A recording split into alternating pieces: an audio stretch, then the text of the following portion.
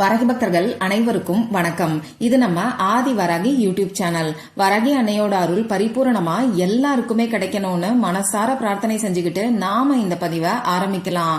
இன்னைக்கு இந்த பதிவு நம்ம எல்லாருக்குமே ரொம்ப ரொம்ப முக்கியமான பதிவுன்னே சொல்லலாம். நாளைக்கு வரக்கூடிய ஒரு அதிசக்தி வாய்ந்த நேரத்தை பத்தி தான் இந்த பதிவுல நான் உங்களுக்கு சொல்ல போறேன். நாம நினைச்ச காரியம் உடனடியா நிறைவேறதுக்கு இந்த அதிசக்தி வாய்ந்த நேரத்துல இப்ப நான் சொல்ல போற படத்தை மட்டும் நீங்க பார்த்தாலே போதும். நீங்க எதை கேட்டாலும் அது உடனே உங்களுக்கு கிடைக்கும். மனசுல நினைக்கிறது கூட அப்படியே நடக்கும். அந்த அதிசக்தி வாய்ந்த நேரம் என்ன, இந்த நேரத்துல நாம பார்க்க வேண்டிய படம் என்னன்னு இப்ப நாம தெரிஞ்சுக்கலாம். இந்த வீடியோல பூஜை இல்லாத, வழிபாடு இல்லாத முறைய பத்தி தான் நான் உங்களுக்கு சொல்ல போறேன். நம்ம வேண்டுதல்கள் நிறைவேறதுக்கு இதை விட எளிமையான ஒரு பரிகாரம் இருக்குமான்னு கேட்டீங்கன்னா நிச்சயமா கிடையாது. அந்த அளவுக்கு எளிமையான பரிகாரத்தை தான் நான் உங்களுக்கு சொல்ல போறேன். அதே சமயம் ரொம்ப ரொம்ப சக்தி வாய்ந்த பரிகாரம்னே சொல்லலாம். இத செஞ்சு பாக்குற எல்லாராலையும் இந்த பரிகாரத்தோட சக்தி என்னங்கறத உணர முடியும். சரி, இப்போ அந்த அதிசக்தி வாய்ந்த நேரம் என்னன்னு நாம தெரிஞ்சுக்கலாம். நாம நினைச்சத அப்படியே நிறைவேற்றி கொடுக்கக்கூடிய அந்த அதிசக்தி வாய்ந்த நேரம் என்னன்னு பாத்தீங்கன்னா சோடசக்கலை நேரம் தான். ஒவ்வொரு அமாவாசை மற்றும் பௌர்ணமி முடிஞ்சதுக்கு அப்புறமா நமக்கு இந்த சோடசக்கலை நேரம் வரும். இந்த தை மாசத்தோட அமாவாசையே நமக்கு ரொம்ப ரொம்ப சக்தி வாய்ந்தது. இப்படிப்பட்ட சக்தி வாய்ந்த அமாவாசை முடிஞ்சதுக்கு அப்புறமா வரக்கூடிய இந்த சோடசக்கலை நேரம் இன்னமுமே நமக்கு சக்தி வாய்ந்தது. சோடசக்கலை நேரம்னா என்னன்னு பாத்தீங்கன்னா, மொத்தமா அமாவாசையிலிருந்து பௌர்ணமி வரைக்கும், அப்படி இல்லைன்னா பௌர்ணமியிலிருந்து அமாவாசை வரைக்கும் 15 திதிகள் இருக்குங்கிறது உங்க எல்லாருக்குமே நல்லா தெரியும். 16வதா இருக்கக்கூடிய திதி தான் இந்த சோடசக்கலை. இந்த திதிய நாம கலைன்னு சொல்லுவோம். இந்த சோடசக்கலை நேரம் நமக்கு மொத்தமா 2 மணி நேரங்கள் இருக்கும். இந்த 2 மணி நேரத்துல ஏதாவது ஒரு 5 நொடிகள் மட்டும் இந்த உலகம் ஃபுல்லா திருமூர்த்தி கடவுளோட ஆதிக்கத்துல இருக்கும். இந்த 5 நொடிகள்ல நாம என்ன நினைச்சாலும் அது அப்படியே நமக்கு நடக்கும். எதிர்மறையான எண்ணங்களை இந்த நேரத்துல உங்க மனசுக்குள்ள வச்சுக்காதீங்க. உங்க வேண்டுதல் என்னவோ அதை மட்டும் உங்க மனசுக்குள்ள நீங்க நிலைநிறுத்திக்கோங்க. இந்த சோடசக்கலை நேரம் பாத்தீங்கன்னா நிறைய பேருக்கு நல்ல பலன்களை கொடுத்துக்கிட்டு இருக்கு. எனக்குமே இந்த சோடசக்கலை நேரத்தை பயன்படுத்தி நல்ல ரிசல்ட் கிடைச்சிருக்கு. அதனாலதான் தொடர்ந்து நான் உங்களுக்கு இந்த சோடசக்கலை நேரத்தை பத்தின பதிவுகளை கொடுத்துக்கிட்டு இருக்கேன். சரி, நாளைக்கு இந்த சோடசக்கலை நேரத்துல நமக்கு இன்னும் ஒரு சிறப்பும் இருக்கு. முதல்ல அந்த சோடசக்கலை நேரம் எப்ப வருதுன்னு நம்ம பார்க்கலாம். அமாவாசை திதி பாத்தீங்கன்னா நாளைக்கு காலையில 4:34 நமக்கு முடியுது. அமாவாசை திதி முடியறதுக்கு 1 மணி நேரம் முன்னாடியும் முடிஞ்சதுக்கு அப்புறமா வரக்கூடிய 1 மணி நேரத்தையும் ஆக மொத்தம் 2 மணி நேரத்தை நம்ம சோடசக்கலை நேரம்னு சொல்லுவோம். அந்த வகையில பார்க்கும்போது நாளைக்கு அதிகாலை நேரத்துல 3:34 நமக்கு சோடசக்கலை நேரம் ஆரம்பமாகுது. காலையில 5:34 இந்த சோடசக்கலை நேரம் முடியுது. மொத்தமா 2 மணி நேரம் இப்ப நான் உங்களுக்கு சொல்லியிருக்கேன். இதுல அந்த 5 நொடிகள் எப்ப வரும்னு நம்ம யாருக்குமே தெரியாது. அதனால இந்த 2 மணி நேரம் ஃபுல்லா உங்களுக்கு என்ன வேணுமோ அதை மட்டும் நீங்க நினைச்சுக்கிட்டு இருங்க.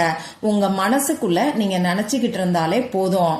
இந்த சோடசக்கலை நேரத்துல நமக்கு என்ன சிறப்பு இருக்குன்னு பாத்தீங்கன்னா, பிரம்ம முகூர்த்த நேரத்துல இந்த சோடசக்கலை நேரம் நமக்கு வருது. சாதாரணமா பிரம்ம முகூர்த்த நேரமே எந்த அளவுக்கு சக்தி வாய்ந்ததுன்னு உங்க எல்லாருக்குமே தெரியும். சக்தி வாய்ந்த பிரம்ம முகூர்த்த நேரத்துல சோடசக்கலை நேரம் வர்றது நமக்கு கூடுதல் சிறப்பு. அதனால இந்த 2 மணி நேரத்தை தவற விடாதீங்க. எல்லாரும் இந்த டைம்ல தூங்கிக்கிட்டு இருப்போம். ஒரு சிலர் காலையில எந்திரிச்சு பிரம்ம முகூர்த்த நேரத்துல வழிபாடுகளை செய்வீங்க. நீங்க தூங்கிக்கிட்டு இருந்தாலும் சரி, எந்திரிச்சு வேலைகளை பார்த்தாலும் சரி, வழிபாடுகளை செஞ்சாலும் சரி, உங்க மனசுக்குள்ள உங்க குறிக்கோளை மட்டும் நிலைநிறுத்திக்கோங்க. கூட சேர்த்து இப்ப நான் உங்களுக்கு கொடுக்கக்கூடிய படத்தை நீங்க பாருங்க. அந்த படத்தை பார்த்துக்கிட்டே உங்க வேண்டுதல் என்னவோ அந்த வேண்டுதலை உங்க மனசுக்குள்ள நீங்க நினைச்சுக்கிட்டு இருங்க. நீங்க இந்த டைம்ல தூங்கிக்கிட்டு இருப்பீங்கன்னா கூட ஒரு 5 மணிக்கு எந்திரிச்சு கூட இப்ப நான் சொல்ற இந்த படத்தை பார்க்கலாம். இதுக்கு நாம எந்த ஒரு பூஜையும் செய்ய வேண்டாம், எந்த ஒரு வழிபாடும் செய்ய வேண்டாம், எந்த விதமான கட்டுப்பாடுகளுமே நமக்கு கிடையாது. இன்னும் சொல்ல போனா நாம குளிக்காம கூட இந்த ஈர்ப்பு விதி பயிற்சியை செய்யலாம். நாளைக்கு காலையில நீங்க பிரஷ் பண்ணணுங்கிற அவசியம் கூட கிடையாது. நீங்க பெட்ல படுத்துக்கிட்டே கூட நான் இப்போ உங்களுக்கு கொடுக்கக்கூடிய பிக்சரை பார்த்துக்கிட்டு உங்க வேண்டுதலை நிலைநிறுத்திக்கோங்க. நீங்க நைட் ஷிஃப்ட் வேலை பாக்குறீங்கன்னா இப்ப நான் சொன்ன குறிப்பிட்ட நேரத்துல உங்க ஆபீஸ்ல இருந்தா கூட இப்ப நான் சொல்ற இந்த ஈர்ப்பு விதி பயிற்சியை நீங்க செய்யலாம். அதே மாதிரி நைட் ஷிஃப்ட் முடிஞ்சு ஒரு சிலர் இந்த டைம்ல டிராவல் பண்ணிக்கிட்டு இருப்பீங்க. இப்படி டிராவல் பண்ணக்கூடிய சமயத்திலையும் இந்த ஈர்ப்பு விதி பயிற்சியை நீங்க செய்யலாம். ஒரு 5 நிமிஷம் இருந்தாலே போதும். இதுக்கு நமக்கு எந்த ஒரு பொருளுமே தேவைப்படாது. உங்க மனசுல நம்பிக்கை இருந்தா மட்டும் போதும். நிச்சயமா உங்க வேண்டுதல் உடனடியா நிறைவேறும். இந்த ஈர்ப்பு விதி பயிற்சியை எந்தெந்த வேண்டுதல்களுக்காக செய்யலாம்னு பாத்தீங்கன்னா எல்லா வேண்டுதல்களுக்காகவும் நீங்க செய்யலாம். கணவர் குடிப்பழக்கத்திலிருந்து வெளியில வர்றதுக்காகவும், கடன் பிரச்சனை தீர்றதுக்காகவும், தொழில் வியாபாரம் நல்லா நடக்கிறதுக்காகவும், கஸ்டமர்ஸ் அதிகரிக்கிறதுக்கும், லாபம் அதிகரிக்கிறதுக்கும் இந்த ஈர்ப்பு விதி பயிற்சியை நீங்க செய்யலாம். அதே மாதிரி குழந்தைங்க சொல் பேச்சு கேட்கறதுக்காகவும், எக்ஸாம்ல நல்ல மார்க் வாங்குறதுக்காகவும், வேலையில சம்பள உயர்வு கிடைக்கிறதுக்காகவும், இன்னும் சொல்ல போனா வேலை கிடைக்கிறதுக்காக, திருமணம் நடக்கிறதுக்காக, குழந்தை பாக்கியம் கிடைக்கிறதுக்கு, இப்படி எல்லா விதமான வேண்டுதல்களுக்காகவும் இந்த ஈர்ப்பு விதி பயிற்சியை நீங்க செய்யலாம். ஆனா ஒரு சமயத்துல ஒரே ஒரு வேண்டுதல் மட்டும்தான் நீங்க வைக்கணும். சரி, இப்ப நான் சொன்ன குறிப்பிட்ட நேரத்துல இப்ப நான் உங்களுக்கு ஸ்கிரீன்ல கொடுக்க போற படத்தை நீங்க பாத்துக்கிட்டே உங்க வேண்டுதல் நிறைவேறிட்ட மாதிரி கற்பனை பண்ணி பாருங்க. உங்க வேண்டுதல் இப்ப நடந்துகிட்டு இருக்கிற மாதிரி, அப்படி இல்லைன்னா நடந்து முடிஞ்சிட்ட மாதிரி நீங்க கற்பனை பண்ணி பாருங்க. இந்த டைம்ல எந்த விதமான எதிர்மறையான எண்ணங்களையும் உங்க மனசுக்குள்ள நீங்க வச்சுக்காதீங்க. கடன், அடகு வச்ச நகையை மீட்கணும், நோய் தீரணும், இது எல்லாமே எதிர்மறையான வார்த்தைகள் தான். இந்த வார்த்தைகளை நீங்க யோசிக்க கூட செய்யாதீங்க.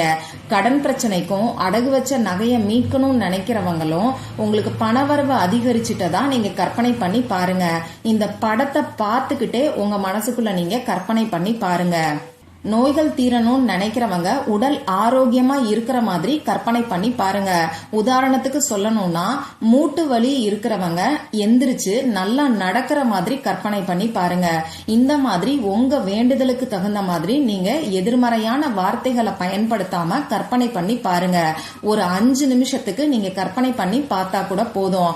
மத்தபடி இந்த 2 மணி நேரம் ஃபுல்லாவே உங்க வேண்டுதலை உங்க மனசுக்குள்ள நீங்க நினைச்சுக்கிட்டே இருங்க.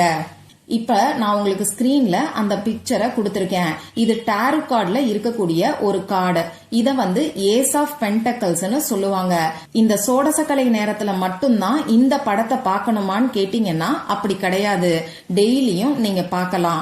டெய்லி காலையில எந்திரிச்ச உடனேயே இந்த படத்தை பார்க்கறது உங்களுக்கு இன்னமுமே நல்ல பலன்களை கொடுக்கும். இத்தனை நாட்களுக்கு தான் செய்யணுங்கிற மாதிரியான எண்ணிக்கை கணக்கெல்லாம் கிடையாது. ஒரு வேண்டுதல் நிறைவேறினதுக்கு அப்புறமா 2வது வேண்டுதலுக்காக கூட இந்த படத்தை நீங்க பார்க்கலாம். இத உங்க மொபைல்ல வால்பேப்பராவும் வச்சுக்கலாம். பிரிண்ட் அவுட் எடுத்து நீங்க காலையில கண் முழிச்சு பார்க்கக்கூடிய இடத்துல ஒட்டியும் வச்சுக்கலாம். அடிக்கடி பார்க்கக்கூடிய இடத்துல, உங்க வீட்ல, ஆபீஸ்ல, இப்படி எல்லா இடத்துலயுமே இந்த பிக்சரை நீங்க ஒட்டி வைக்கலாம். இந்த படத்தை நீங்க பார்க்கும்போது உங்க வேண்டுதலை ஒரு செகண்ட் உங்க மனசுக்குள்ள நீங்க நினைச்சுக்கோங்க. நடந்து முடிஞ்சிட்ட மாதிரி நினைச்சுக்கோங்க. மத்தபடி நாளைக்கு அதிசக்தி வாய்ந்த இந்த சோடசக்கலை நேரத்துல இந்த ஏஸ் ஆஃப் பென்டக்கிள்ஸ் கார்டை பார்த்து நீங்க என்ன வேண்டுதல் வச்சீங்கன்னாலும் நிச்சயமா அது உடனடியா உங்களுக்கு நிறைவேறும். இந்த பதிவு உங்களுக்கு பிடிச்சிருந்தா உங்க ஃப்ரெண்ட்ஸ் அண்ட் ஃபேமிலி கூட ஷேர் பண்ணுங்க. இந்த மாதிரி அந்தந்த நாளுக்கும் நேரத்துக்கும் திதிக்கும் உரிய வழிபாடுகளையும் பரிகாரங்களையும் நீங்க மிஸ் பண்ணாம தெரிஞ்சுக்கிறதுக்கு நம்ம சேனலை மறக்காம சப்ஸ்கிரைப் பண்ணிட்டு பக்கத்துல இருக்கக்கூடிய பெல் ஐகானையும் பிரஸ் பண்ணிக்கோங்க. மற்றும் ஒரு பயனுள்ள பதிவுல நாம சந்திக்கலாம். நன்றி.